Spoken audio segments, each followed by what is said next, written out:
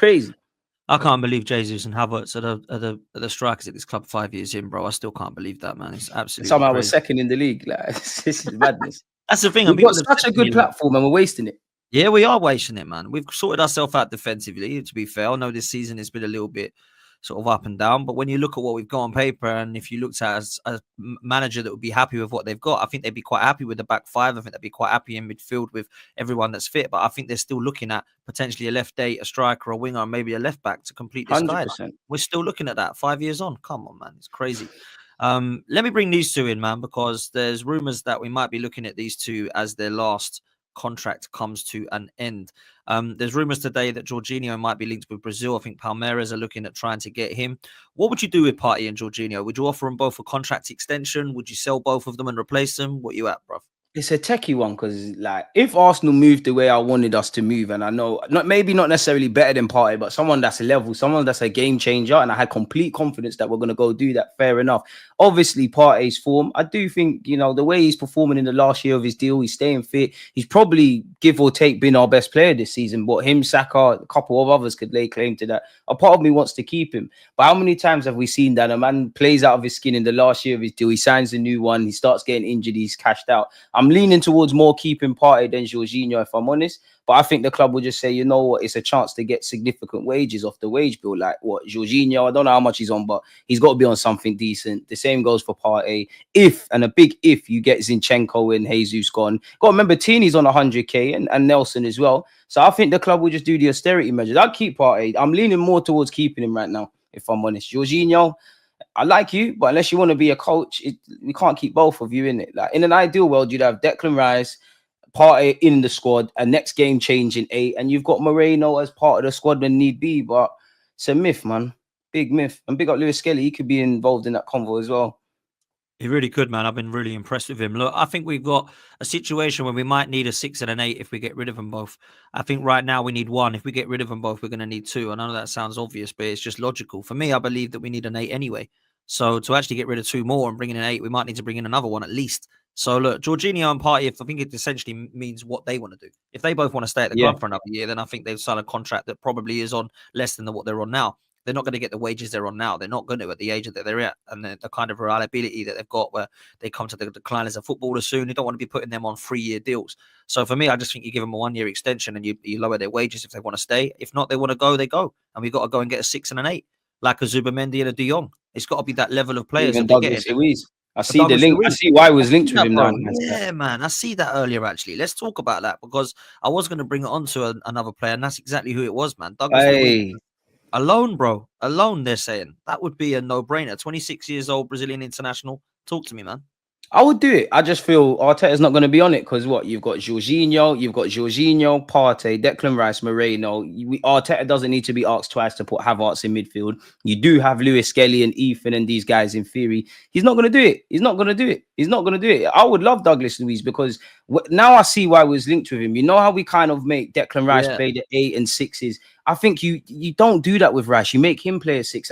The guys like Gomares and Douglas Luiz, they can do a bit of everything. Bring him, man. But the club are not going to go for it. Like, bring him. It's crazy, isn't it? It's crazy.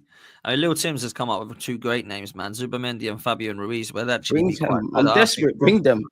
Yeah, both of them 6 and an 8 as well. I think they could both play in that kind of Ruiz can play in that kind of 8 as well, to be fair to him, from what I've seen. But look, I've got to be real, man. I think the midfield has probably been one of the weakest this season. A lot of people talk about our attack and defense problems, but I think it comes from the midfield. I don't think we've managed to dominate many of the games from midfield. I don't know what he's doing with Declan Rice, which was my next kind of question to you, really was. You've touched on it already that you think Rice is a 6. I agree with you. And I think that if he doesn't play in the 6 and he wants to play Partey, play him with him, man. Play him in a double pivot. Why do we keep sticking him in the 8 and trying to make him into a Fabregas player? I don't get it, DG. Dan, when you do get it, please let me know. Arteta, you know more about football than me and all of that stuff. But Declan Rice, give or take, Rodri was the only 6 that was recognized as better than him. You shelled out your transfer budget. I mean, your transfer record to bring in Rice. Play the man as a 6. I'm all for teaching guys how to do different things. I think Rice has given a big go at that 8 stuff. It's not working. I understand Mikel Arteta wants to win the ball high up the field, but just play the man as a 6. Or I do think we get too hung up on this 8s and 6s. Like you said, double pivot. If you're the 8, you know you need to defend. If you're the 6, you know you need to pass the ball forward. Like, at the end of the day, Declan Rice is never going to be the most exciting footballer on the ball. That's not why he got England caps and West Ham captains. Just don't make him do this stuff. Just put the man in his position, put his best foot forward, and let's just keep it moving, man. Like, you could have something great. You got Rice in the 6, you got the monsters in defense, you got Odegaard. I know he's playing crap at the moment, but you've got Odegaard. You get that 8 or Fabregas guy, like you said. We're laughing because at the end of the day, we're not attacking well. So our attack is dead. We've dropped off a cliff defensively. Football's won and lost in those halves. Midfield's a joke. Arteta still hasn't replaced Xhaka, and the way he's going about it ain't worked. You mentioned Rice. You've seen Moreno there. You've seen Havertz. None of these things are working. And it takes me back to what I said at the start of your stream, bro. None of these issues me and you find ourselves speaking about at 1:36 p.m. on the 10th of January were found out this year or yesterday. These have been there. These issues have been there. How much time are we going to do the same things expecting different results? It's crazy, facts, man. It's absolute facts, bro. I do not understand it either, man. Let's talk about our midfield quickly in the way that we've been playing. You mentioned it there, bro. Odegaard, why has he dropped off, man? What's happened to him in a moment? I think he misses Saka. I think it's the fact that he had a kid, man. He's not getting enough sleep, man. He's not, man. Like, I don't know what's going on with Odegaard, because when he came back from his injury, he was on fire. Now he just dropped off a cliff. A lot of these players have dropped off a cliff, man. Like last season, I know we didn't win the league, but when things are going wrong, I was seeing 11 players who wanted to make the difference. Now it's like everybody's looking at their teammates to make something happen. Odegaard's dropped off a cliff, man. I don't know why. It's just dropped off a cliff. Like, sometimes the passes aren't as crisp. He's still, I think since the start of the season, he's never quite been clinical when he's got clear-cut chances. It's just not what you want to see from your captain, man. And the Newcastle game was the first time that I actually think it was cowardly from Odegaard in that game. I'm not scapegoating him. I think he hid. And my captain can't hide. Like, fair enough, we can talk about Declan Rice and people can ask questions of him. But you look against Brighton and Newcastle, Declan Rice is creating a lot more than Odegaard. Maybe that's our problem. We want Odegaard to win duels and Declan Rice pass the ball forward. It's not making sense, bro. Like, it's sounding mad. Like, we're overcomplicating.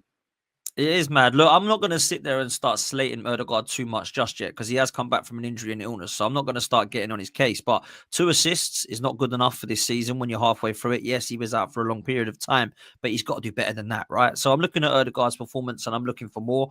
I also think that the balance of this midfield has been poor because we've been chopping and changing it. I've seen Partey come in the 6 and look good. Then he goes to right back. Then we bring Jorginho in. We've got Moreno on the 8. Then it's Declan Rice back in the 8. And then Moreno's trying to play in the 10. Then Declan Rice against Brighton was trying to play in the attacking midfield role. Then we've got Odegaard. Then we've got Trossard in the 10. Then we've got Ethan Nwaneri who's coming into the mix now. And I'm like, I am confused. So the players must be.